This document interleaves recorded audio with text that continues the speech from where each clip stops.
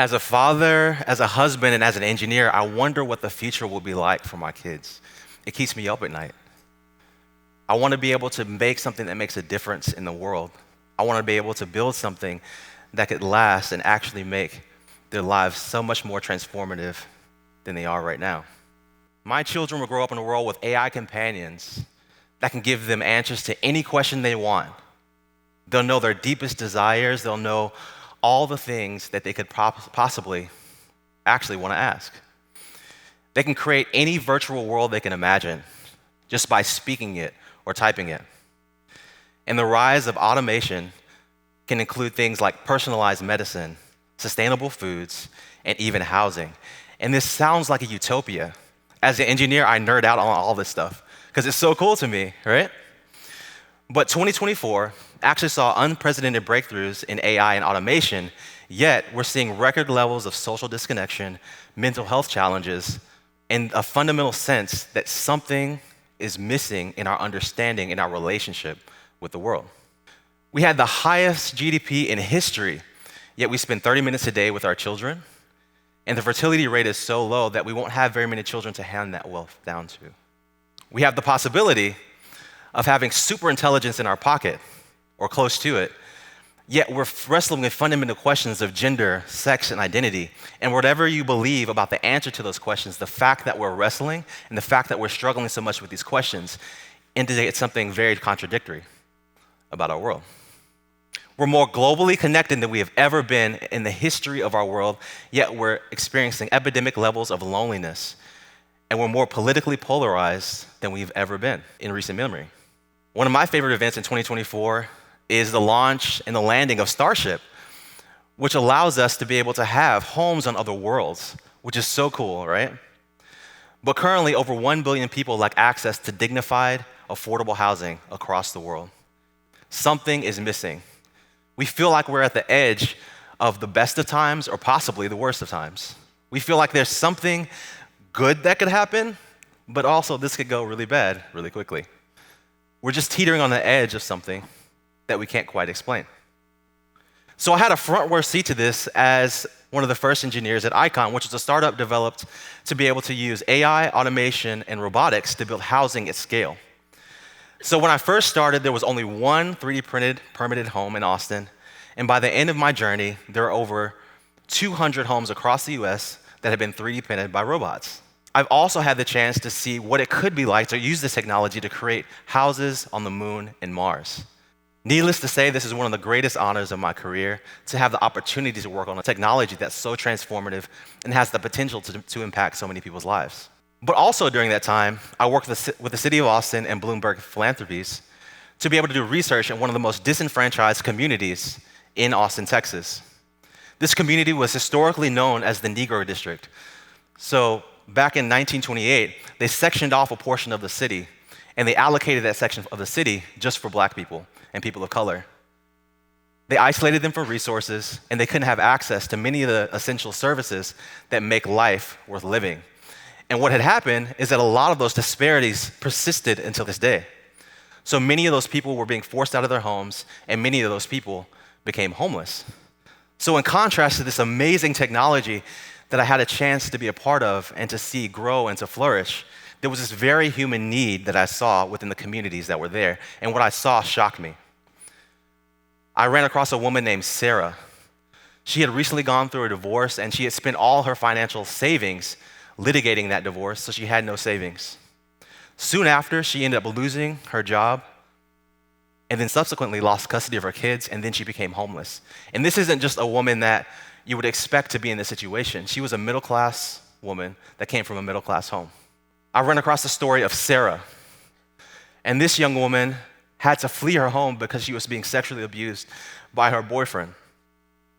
And she became pregnant because of that sexual abuse and found herself in a homeless shelter with only 2 months to stay there. And I ran into James, who was a single father who had to sell his car to make rent. So him and his daughter used to walk to and from school every day just because he had no car and no vehicle or transportation. So the insight from that is that we can't build these brilliant systems on a foundation of broken people. And I saw that our innovation concept and the way that we think about it is fundamentally broken. You see, we're great at what I like to call generative innovation. This is creating new things, building better systems, and pushing the boundaries of what's possible. This is what TEDx talks are about a lot of the times. This is the visible face of progress. But we overlook something crucial, which is formative innovation. These are the innovations that shape us, that strengthen us as human beings, that increase our capacity for connection, integrity, resilience, and wisdom. We often think of formation as just our individual habits, but I'd like to posit to you today, it's really a vibrant innovation ecosystem that we create to form and shape ourselves and that anchor us in really what matters. And it's like a tree. The roots of the tree are grounded in the soil so that it can grow higher and higher. And the idea is that we have, in order to grow high, we must build deep. And for thousands of years, really, we only had the ability to optimize our ability to change and collaborate with each other. And from this limitation came our greatest innovations, if we choose to see it that way. We created marriage as a counterbalance to markets. Markets build systems of exchange, and marriage aims to anchor life in covenant, to root it. One creates value through what can be traded. The other creates value through what cannot be traded. Marriage aims us towards permanence and anchors us towards unconditional commitment. And without this counterbalance, markets will commodify everything, and marriage will lack a shared prosperity. So you see this idea of anchoring in the idea of the formative innovation of marriage. Democracy was created as a counterbalance to military power. So early on in our history, in our world, many governments were ruled by power and led by power. Military builds systems of force, but democracy aims to anchor society with participation and collaboration. One creates power through what can be commanded, but the other with what must be chosen. Democracy aims us towards collective wisdom and anchors us in a sense of shared responsibility as a counterbalance to power. So without this counterbalance, military would subjugate everyone and democracy would lack a decisive protection, generation, and formation. And the last I'd like to highlight this idea of the Jewish Sabbath. Many of us actually attend church service every Sunday. And that was a formative innovation that grounds us in pause and purpose in contrast to the weekly rhythm of production. Industry builds systems of production, and Sabbath aims to anchor life with a purpose. One creates value through what can be made, and the other through what gives meaning. What is it all for? Why am I working and doing all these things? And without this counterbalance, industry would consume everyone, and Sabbath would lack material provision. So these formative innovations were created to, number one, keep markets from commodifying everything. Some things are sacred and can't be sold. Two, keep power from corrupting everyone. And three, keep production from consuming everyone. They provide resistance to our external innovations in order to keep them anchored in something deeper. And here's the problem that this framework addresses. It's called the resistance paradox. We must build who we are in order to wisely use what we make. Building removes this resistance. Technology is about easy everywhere. But formation and change and the type of innovations that actually help the people that I encountered in East Austin can't happen without it. Without resistance, the more problems we solve, the more dependent we become, creating innovations that ultimately master their makers. And in order to be able to innovate in a more healthy way, in a more balanced way, in a more holistic way, we have to confront 4 critical tensions in our innovation process. The first is the connection tension. This is the temptations that we face as we attempt to scale resources or trust through resources. Wealth flows through relationships. And in order to maintain those relationships as things grow and resources grow, we have to build the human muscle of reciprocity within our innovation ecosystem, which is our capacity to create and mutual benefit without one-sided extraction. And if we don't work this muscle, just like we don't work our physical muscles, we build wealth without relationships. Too much internal resistance, we build relationships without creating any eternal value.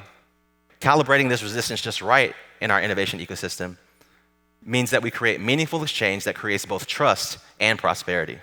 So imagine this, that we had robotically built homes founded on the foundation of long-term marriage and multi-generational communal living. There are 2 ways to build affordable housing. One is to automate it, but the second is just to teach people how to share again. My estimate is that if we reduce the divorce rate in this country, and we also committed to a culture of multi-generational living, we could reduce the housing demand by 40%. One is about generation, but the other anchors it in formation so that we can use our resources effectively. The second critical tension we have to face is the temptations that we face when we attempt to scale purpose through tools. So Facebook's original mission statement was to connect the world. And it's questionable that they actually meet that purpose. Because as things grow and things scale, there's a temptation to lose sight of what connection really means. And in order to build this resistance and to reveal this tension within ourselves, we have to build the human muscle of intentionality, which means our ability to align what we create with why we create it and not move from that point despite the temptations that come when it comes to scaling platforms. Too easy, we create powerful tools without direction. Too hard, we seek meaning without creating solution. But when we calibrate that resistance just right for our internal capacities, we create tools that embody and serve our deepest values and deepest needs. So imagine this. What if we focused medicine not only on increasing the lifespan of patients that are experiencing some of the deepest diseases that we face as a species, but we also focus on the meaning around that. We don't drown them in endless paperwork and EHRs and medical records. What if we created systems that help them be unburdened from all those things? What if we help them live more meaningful lives through the systems that we create? That is also meaning-making and life-giving. The third tension I'd like to highlight is the tension between wisdom and methods. So as we attempt to scale our wisdom through methods, there's a temptation to get rid of our own individual judgment. And this involves the human muscle of discernment. And discernment is our capacity to distinguish between what requires human judgment and what doesn't. If we calibrate these systems too easy, so to speak, we reduce the resistance too much. We optimize processes without developing discernment. Social media. Too hard, we value wisdom without improving systems. But just right, our systems enhance rather than replace our human judgment. So what this could look like is, what if we had a truth-seeking social media platform that supports thinking fast and slow? So if you're engaging in a political discussion about something that's critical to the nation, the interface slows down and provides more in-depth and truthful information. But if you're searching cat videos, it goes fast because you're just trying to be entertained, right? What if we aligned our technology with our deepest human psychology around judgment and our ability to stress the capability for judgment? And the last tension I'd like to highlight is this tension of empathy. So when we attempt to scale love through structures, there's a temptation to be able to minimize or diminish the full humanity of people in those structures. So at what point do people become brothers and friends? And at one point do they become users? When do they become data points and beneficiaries on insurance policies instead of real people? So if it's too easy on this internal capacity of presence, we create inefficient structures that isolate people. Too hard, we create value connection without enabling coordination. But when we calibrate that resistance to strengthen our ability to be present and loving, our structures strengthen bonds while enabling scale as well. So imagine this. What if you had connection-forming interfaces that told you no, that routed you to real-world conversations instead of just keeping you in an interface, that said, you know what, maybe I should not answer this question, maybe you should ask your spouse or your children? What if the interfaces were built on facilitation as opposed to just attention? This creates an optimal resistance value that stresses our human capacity for presence in a way that allows it to grow and not atrophy. Instead of automating away friction, we create productive friction that builds the relationship muscle.